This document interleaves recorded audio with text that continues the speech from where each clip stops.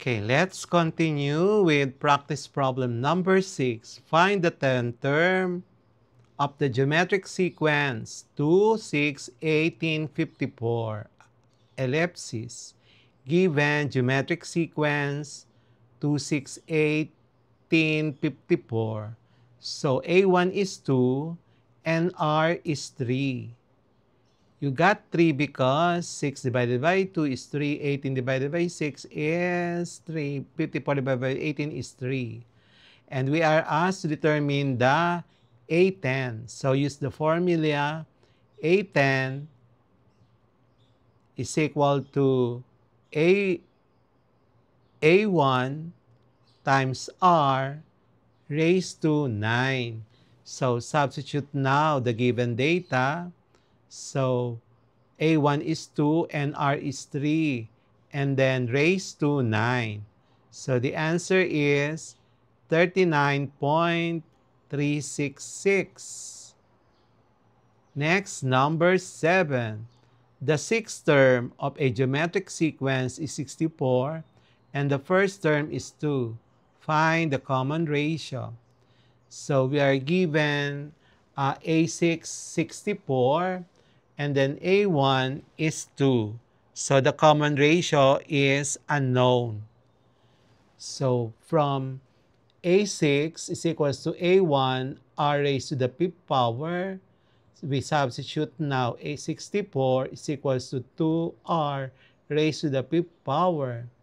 And then R to the 5th power is equal to 32. And so the answer is 2. Okay, so that's the final answer. Number 8. If the first term of geometric sequence is 79 and the common ratio is 1/3, find the eighth term. So we're given A1, 729, R, 1/3. So A8 is unknown. So use the formula A8 is equals to A1 times R raised to the 7th power. Substitute now the value. So 79 times 1/3 raised to the 7. The final answer is 1/3. And then number 9. Determine the geometric mean between 9 and 36. So given two numbers, 9 and 36, require geometric mean. So solution, the geometric mean is equivalent to the square root of 9 times 36. And the answer is 18. Okay, so number 10. The fourth term of a geometric sequence is 81 and the second term is 9. Find the common ratio. A4, given A4 is 81, A2 is 9. The common ratio, so we know that A4 is equal to A1 times R2, R squared. Substitute now, 81 is equal to 9 R squared. So the answer is plus or minus 3. MCQ for lesson 17, exploring the attributes of arithmetic and geometric sequences.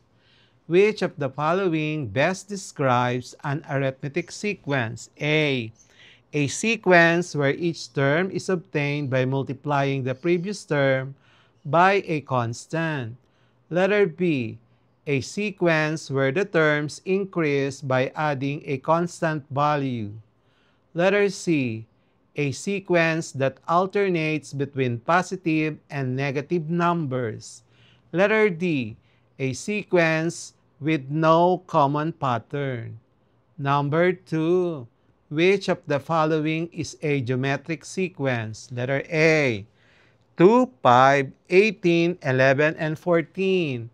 B, 3, 9, 27, 81, 2, 43. Letter C, 7, 14, 21, 28, 35. Letter D, 4, 6, 9, 13, 18. Number 3. What is the formula for the nth term of an arithmetic sequence? Letter A. An is equals to A1 times r raised to n minus 1. B. An is equals to A1 plus N1 minus 1 times D. C. An is equals to N over 2 times A1 plus An. Letter D. An is equals to A1 r raised to n minus 1. Number 4. In a geometric sequence, what does the symbol r represent? A. The number of terms. B. The sum of sequence. C. The common ratio. D. The first term. Number 5. Which sequence has a common difference of negative 3? A. 20, 17, 14, 11, 8.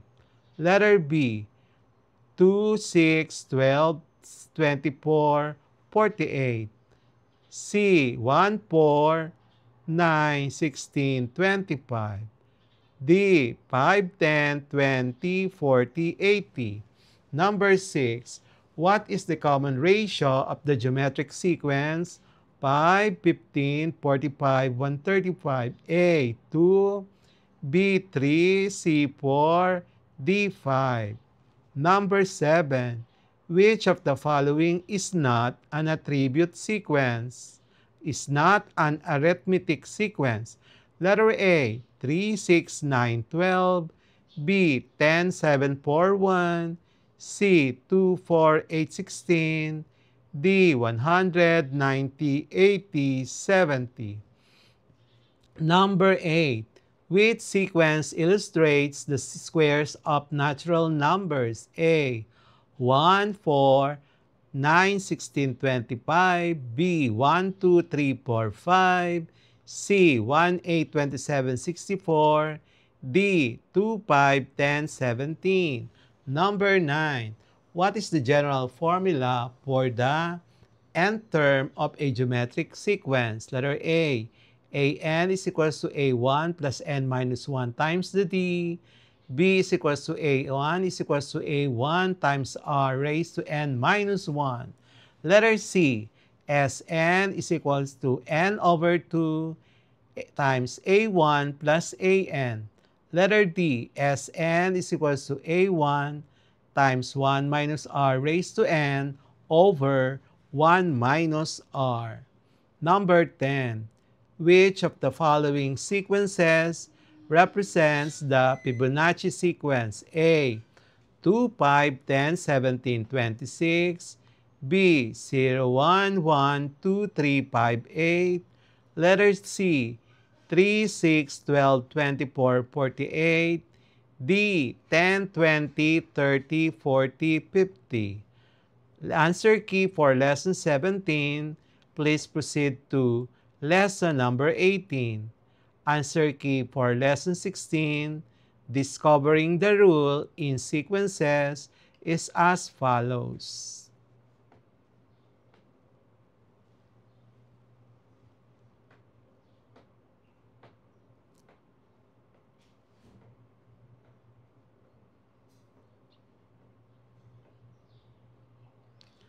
And that's it for today's lesson here on Smile Road. If you learned something new today, don't forget to hit that like button and share this video with your classmates. And make sure to subscribe and tap the notification bell so you'll be the first to know when a new lesson drops. This is Sir M, reminding you that learning doesn't stop after the bell rings. Keep asking, keep exploring, and always walk the road of knowledge with a smile. Smile Road, where curiosity meets discovery. See you in our next lesson. Bye-bye.